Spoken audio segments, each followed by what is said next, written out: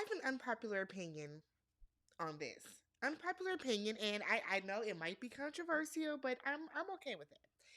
I think the biggest roadblock in Scotty and Aria's relationship is Aria. I think I think it's Aria. We can talk about it though. Let's talk.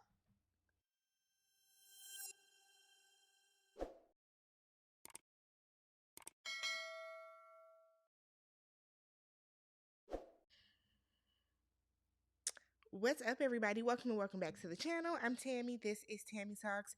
We are here to talk the Ultimatum, Season 3, Episode 8. You're playing with fire. If you guys have not already, do me a favor. Hit that subscribe button if you have been enjoying the recaps this season. Thumbs up the video if you enjoy this particular piece of content.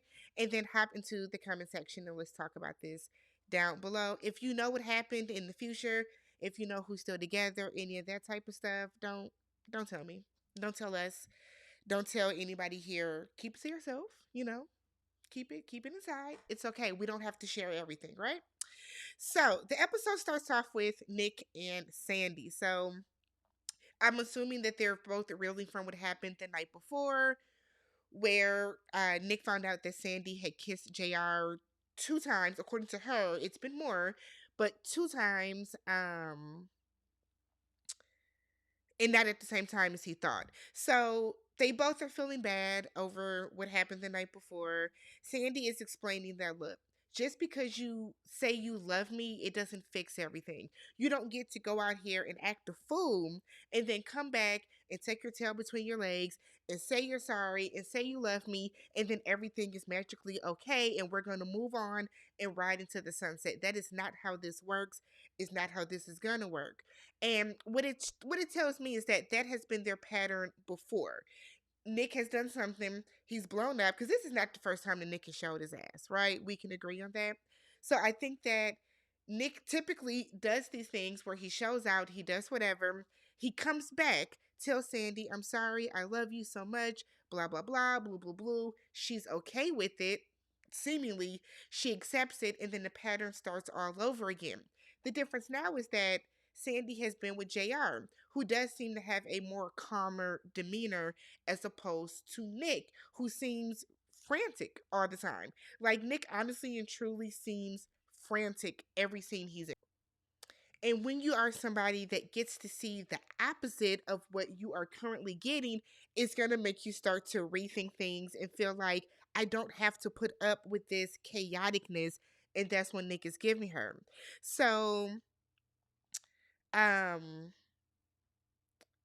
God, what is her name? Shit, Sandy. Sandy is saying that had she been in this position, the same position that Nick was in, where she didn't really get a shot at a trial marriage, that she would not have handled things the way that Nick did. She would have handled things better. She would have kept it together. Let's be real. Yeah, we made the jokes, we laughed about Nick, we judged Nick, all that type of stuff. But in actuality, we do not know how any one of us would handle being in that particular situation. Now, if Nick had been with Vanessa and things had been going great and they were yucking it up and they were really connecting and all this type of stuff, and Sandy was by herself, do we know for a fact, without a shadow of a doubt, that she would have kept it together? We don't. Now, do I think that Sandy would have been running up to the door and calling Nick incessantly the way that he did? I don't think she would have been running up to the door. I do think that she would have been calling him, though.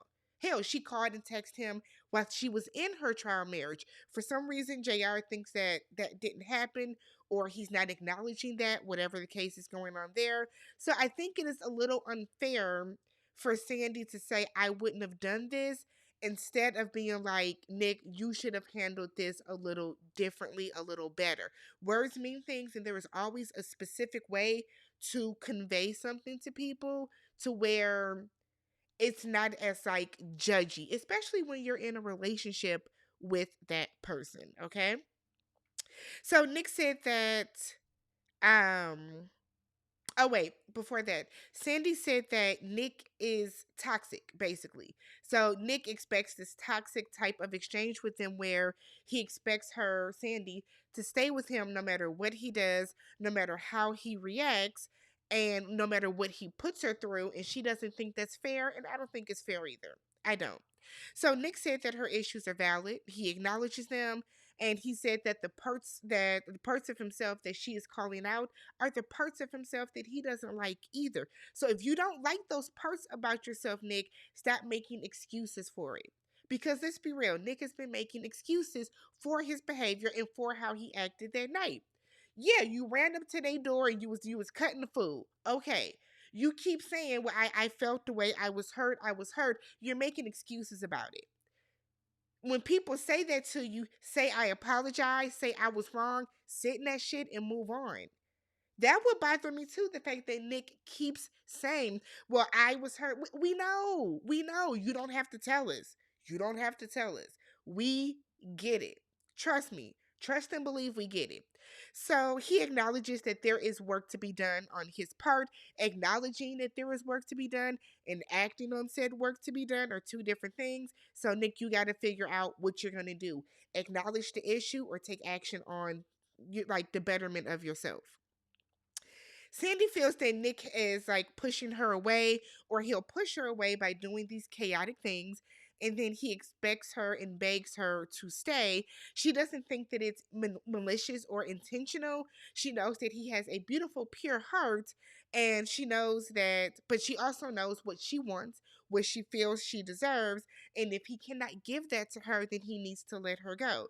Now, remember, a couple episodes ago, Nick told her right during the changeover, right after the changeover, that if he continues down this path where he is just being weird AF and toxic and I don't want to say crazy, but unpredictable, that he will leave Sandy alone. So we're going to see if he stands firm on his word.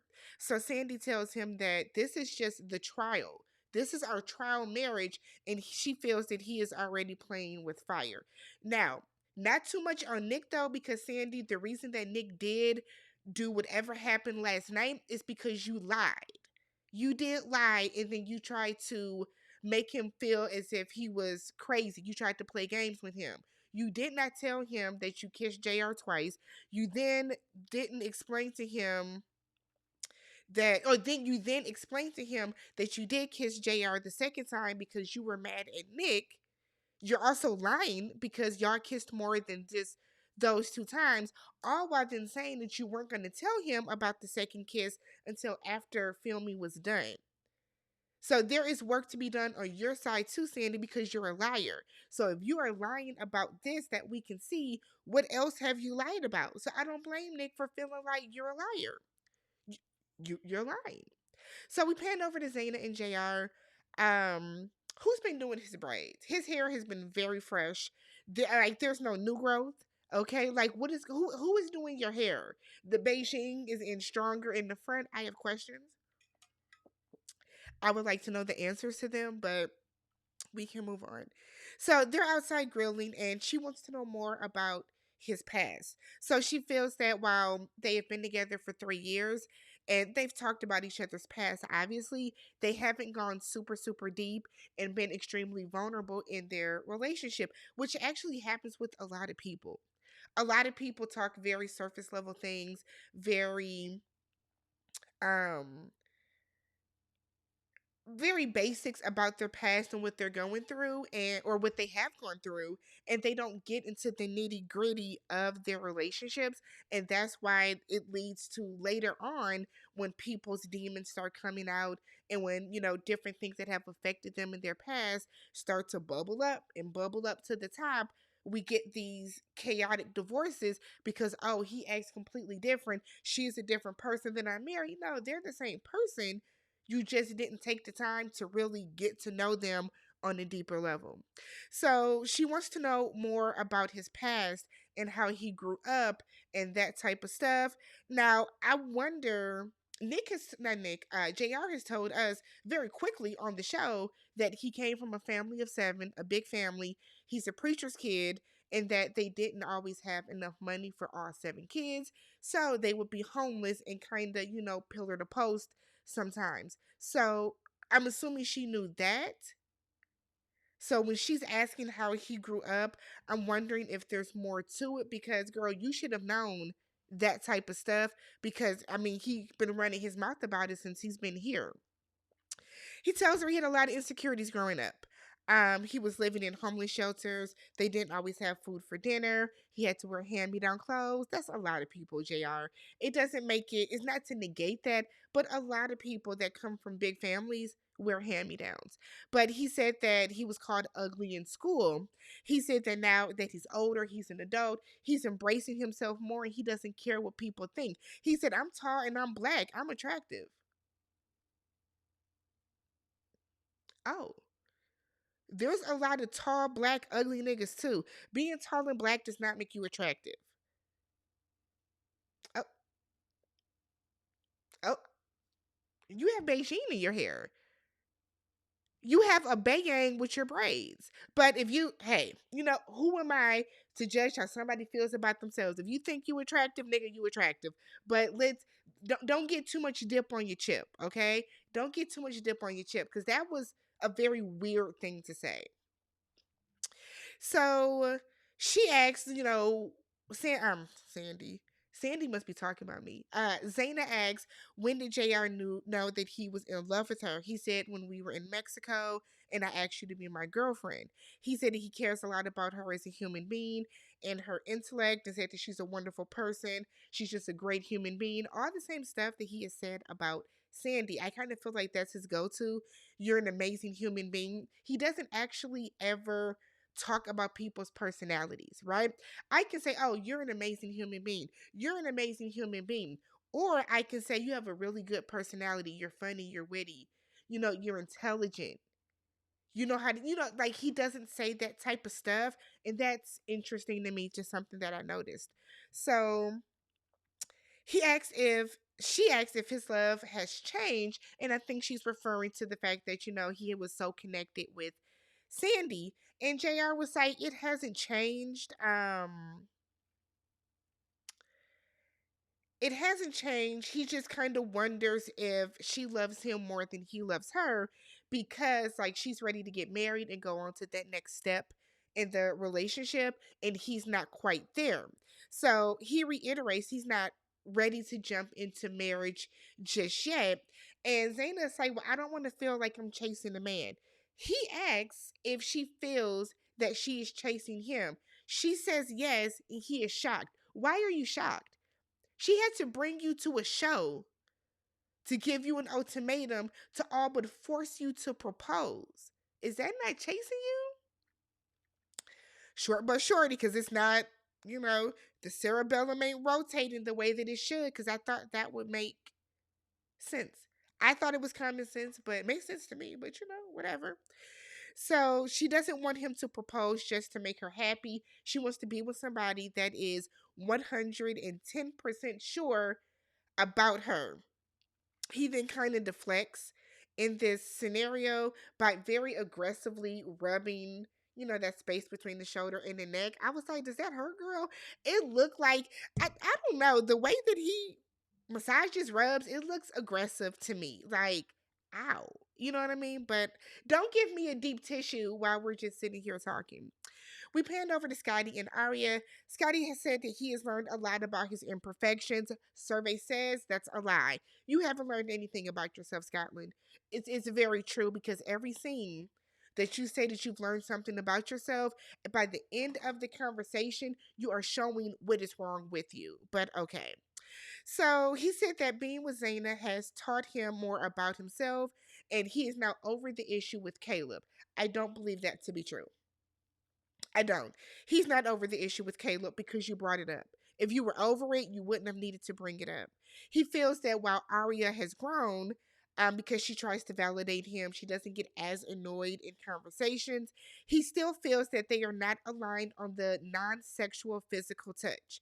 So Aria kind of gets she gets a little irritated, right? So she does get a little snippy, she gets a little curt.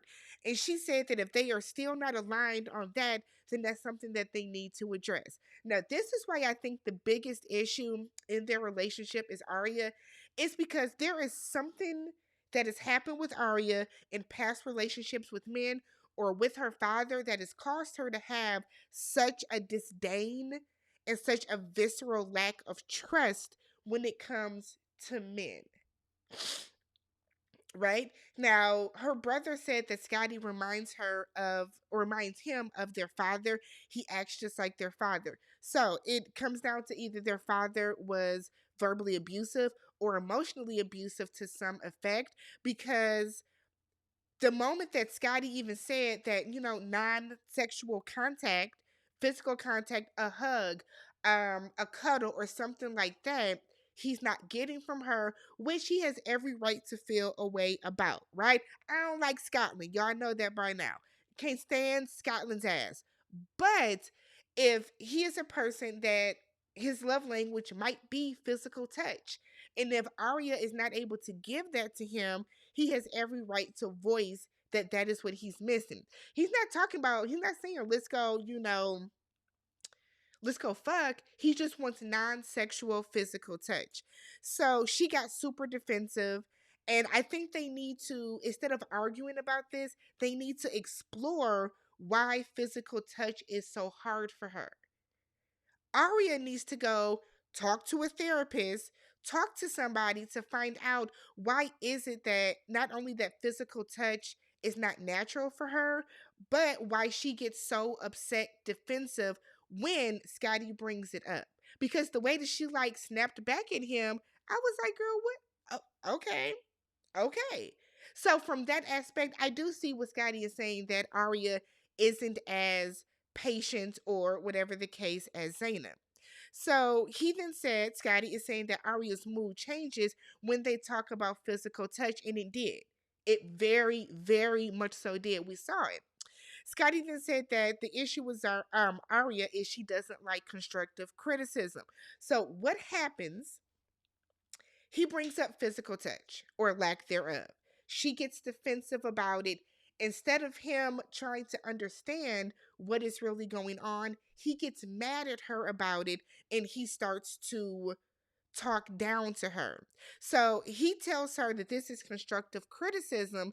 And instead of doing that, it should have been, okay, like, let's start slow. Can we start with like maybe you putting your hand on my thigh? Let's start slower to see if we can try to build upon physical touch. He doesn't do that. Arya gets emotional and said that she's embarrassed by this. She's embarrassed at the fact that physical touch does not come natural to her. She feels a way about it. So she's crying, and she said that she's trying to work on it. And what it sounds like is she is doing the best that she can, right? She's trying, but her trying isn't good enough for Scotty. So that's where the issue is. So he then said that it's an issue, and I'm not going to spare your feelings about it. So now we're going through this cycle where he brings it up, she gets defensive, she voices that this is hard for her, she's trying. He in turn says, I don't care because it's not enough for me. So that's why I said the biggest issue is Arya, because not that she's doing anything wrong, but that her deterrent to physical touch is what's causing a lot of this cycle, right? At least for this portion of their issues in their relationship. So he then said that if he isn't getting something from her that he needs, he will not marry her. So I think Scotty forgot he brought her on the show. You brought her. She already don't want to marry you. So you didn't have to tell her that, because I don't think she cares. Right? So she gets up, she walks in the bathroom, she's crying, she's upset. This would have been the perfect opportunity for Scotty to go in, comfort her, and try to figure out what is it that is holding her back. Again, build on layers. I acknowledge that, yeah, you do hold my hand. You're doing that more often. It would be great if you were to, as we're walking, link arms, lay your head on my shoulder. There's everything that's physical touch doesn't have to be her like crawling in his lap. You know what I mean? And I think that's why, going back to the first episode, or the first like week of dating, when he was walking hand in hand with Zaina, why Arya has such a big reaction to that. And that's because Scotty knew that that was a trigger for her. So Scotty did that on purpose. He was doing it to get a rise out of her. We then pan over to Caleb and Mariah. So she's sitting there and she's mad that, excuse me, she's upset. She's upset that Caleb didn't come give her a hug after their argument. He said, "Why would I come give you a hug if I'm the one that feels upset? I'm the one that was being judged. Why would I come give you a hug?" Mariah goes on and on about how I wasn't judging you, I was just voicing my opinion. What I think Mariah is missing is just because it is your opinion and you are voicing your feelings, that does not mean that it is not still a judgment onto him. And I think that's the part that Mariah is missing. Is there a reason that there are not therapists on this show? Why are there not therapists on the show? The same way that Married at First Sight has experts, I think that the Ultimatum should have experts willing to talk to these couples and to work through some of these issues they're having. One, Aria would benefit from having somebody that she can talk to about why physical touch is so hard for her. Scotty would benefit from having somebody, a licensed professional, tell him that, look, you have to work on this with her. Take it slow with her. She's not going to go from not being able or not being comfortable with physical touch to all of a sudden, being all over you. Zaina would benefit. Well, JR would benefit from a therapist from working through whatever issues and whatever lack of trust he had from his divorce, where he is saying that the woman cheated, his wife cheated on him. I think Nick would benefit from a lot of therapy. A lot of therapy. Sandy would benefit from therapy because why are you staying in a relationship that you know is toxic?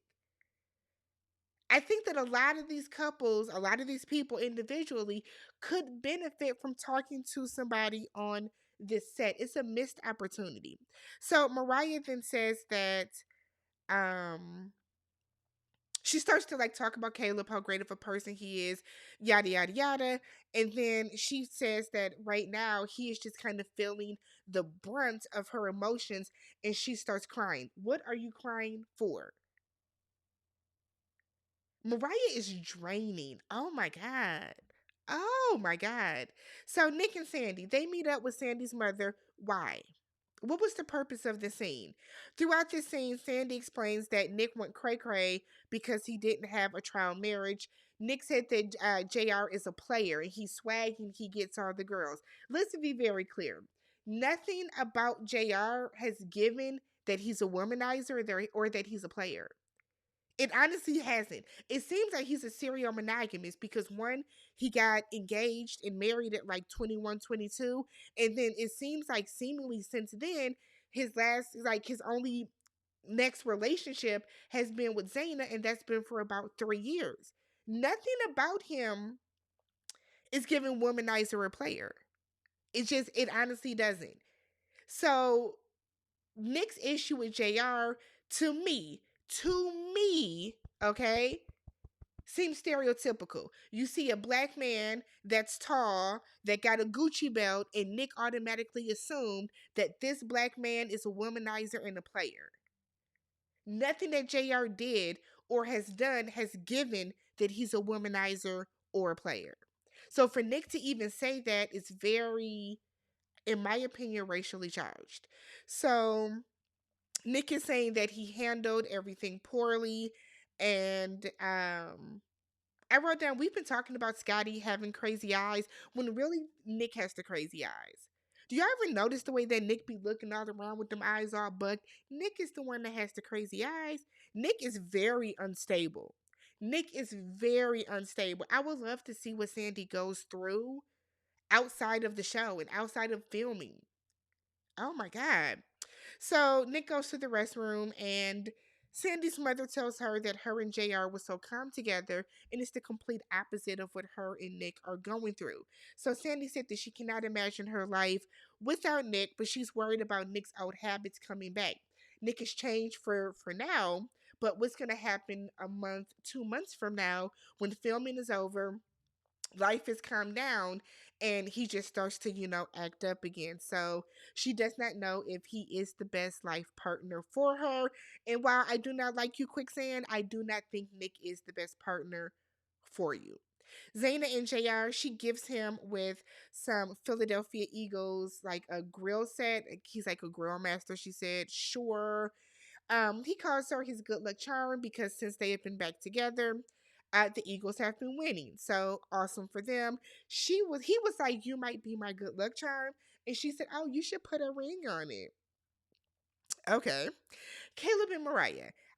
They are fishing, and once again, they are having the same conversation about how Mariah feels that in this chapter of her life, it's important for her to take time to understand herself so that she can understand. It's important for her to take time for herself so she can start to understand herself. Mariah, you need a therapist. You need to go lay down on the couch, talk to the lady, and figure out what exactly is going on, okay, that is causing you to just be full of grief and sorrow all the time. You are like a wet blanket. You're a wet blanket, sis. I want you to go get some help. I truly do. So she thinks that they should start to lean more into their uncomfortableness. Caleb is trying to get to a point where he can start to communicate and express himself in a healthy way. I think the real issue here is that Mariah is busy working on herself and what she can do and what Caleb can do for her. And she is not acknowledging the fact that Caleb has said that he doesn't think he will be a good husband or a good father. She is not reassuring him on that. She's not giving him any like feedback. Not that we've seen, at least. She's not giving him any feedback. She's not reassuring him you're going to be a great husband, a great whatever. Every opportunity that she gets, she likes to kind of reinforce these fears that he has. And then she's shocked as to why he doesn't want to get married. Maybe he just don't want to get married to you. Scotty and Aria. Again, um, they're cooking. They get to having a small back and forth about paper towel. Aria makes the comment that, oh, he didn't get any paper towel from the store. Scotty is like, oh, yeah, I forgot, but I also went while I was working. And, he feels that she doesn't take into account everything that he does for her. And I'm like, nigga, you forgot the paper towel. You could have just said, yeah, I forgot it. That's on me. I'll get it next time. It didn't take all this. It did not take all this. Aria didn't even seem mad about it. She made a flippant comment. Sure. Sure. But you also could have diffused it and just been on some, I forgot it, I'll get it tomorrow. You had to turn it into, well, when you're upset, you don't let something go. She made two statements about it and she wouldn't set her ass down. Oh my God. Y'all don't need to be together because both y'all asses are annoying. So he then feels that she does not give him enough validation. He said that he would get validation from Zaina without asking. Aria is like, yes, I understand that I don't give you enough validation. Um, I don't show my appreciation for all that you do as much as I should. And she acknowledges I do critique you more than anything else. Okay. He then said that she's always upset about something. And he said that he calls out and says, well, I think that you've been disappointed in the past by men and you are bringing it into our relationship. So here's the thing. If you know this, Scotland. You know that she has some past trauma, some past issues. Why throw them in her face instead of trying to work through them? Now, this is something that Aria does need to work out with a licensed professional. But the way that Scotty phrases things, it does seem as if he is attacking and critiquing her because he's like, yeah, you're waiting for the other shoe to drop. I haven't shown you any signs. Yes, you have. You have shown some signs. You showed the signs to Zaina for damn sure.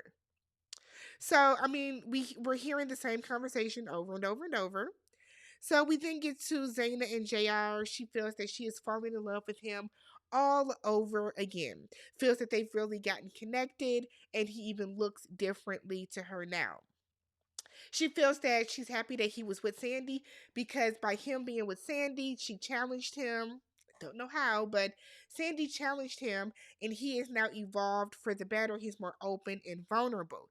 Um JR is like, you thought I was leaving with Sandy. And Zaina was like, no, I didn't. He asked why. JR.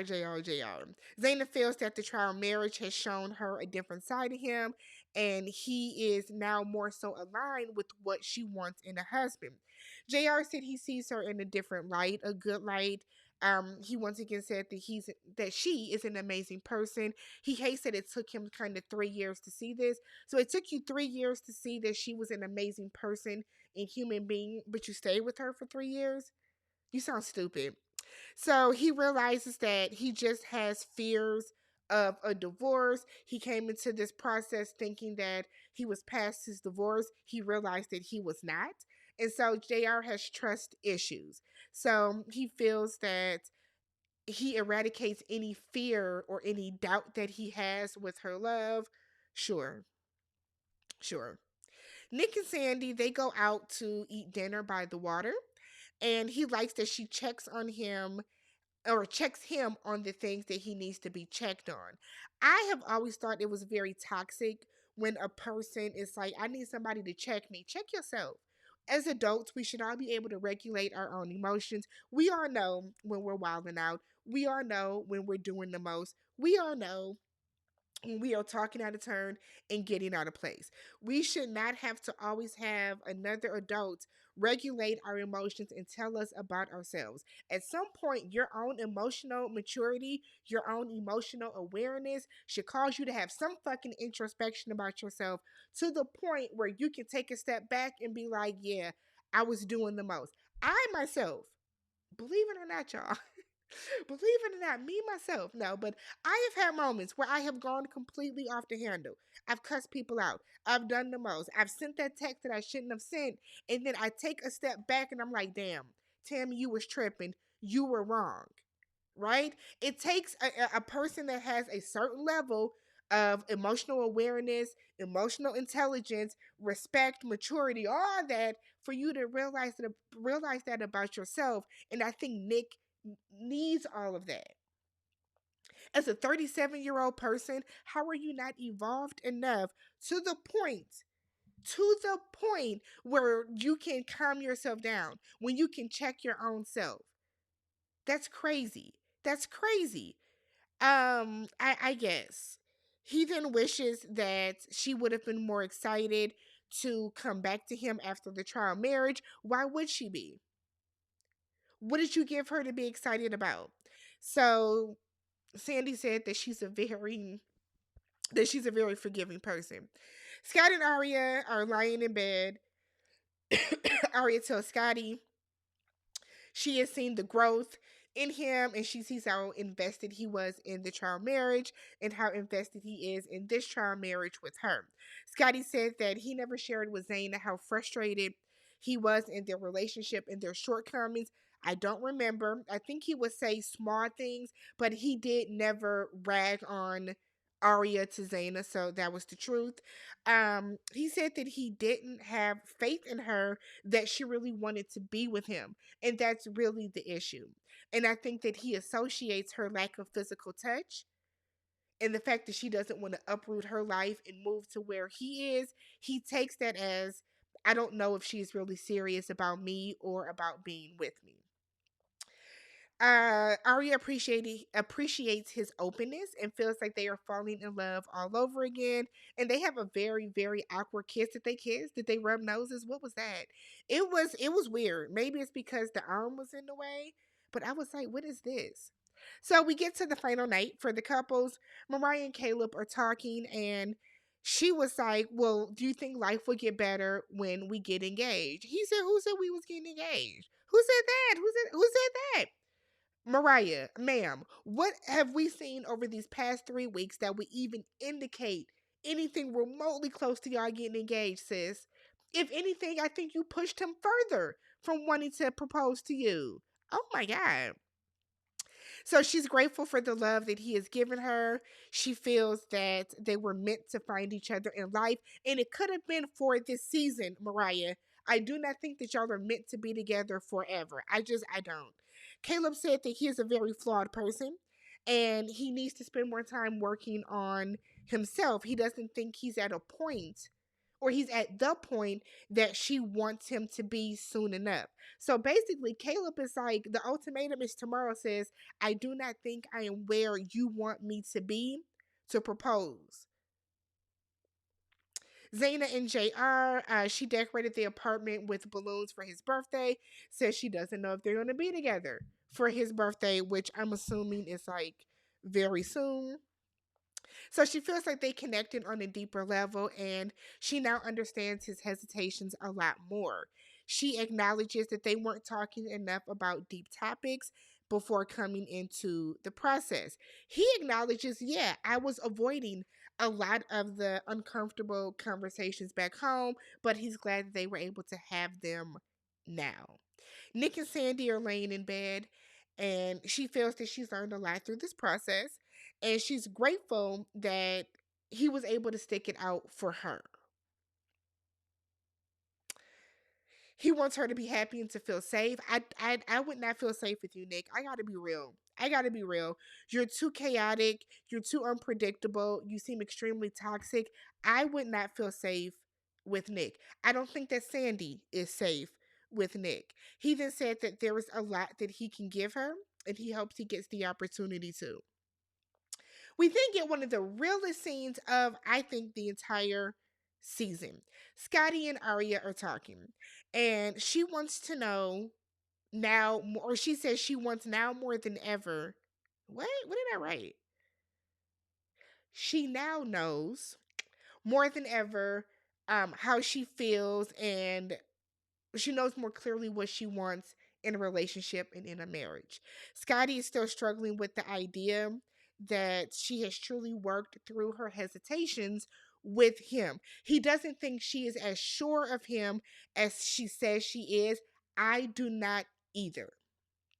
I don't. I think Aria is really struggling, and I think Aria is struggling with this physical touch.